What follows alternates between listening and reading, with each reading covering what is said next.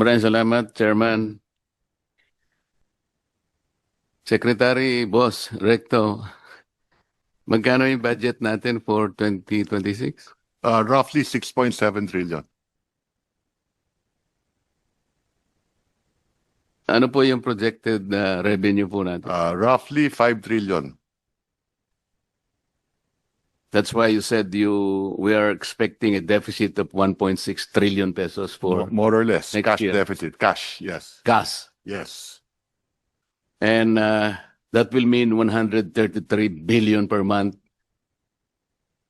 4.4 billion per day Yes. na uutangin natin, That is correct. or 185 million pesos per hour. That is correct. Nakakatakot, di ba? Totoo po yun. Pero sabi mo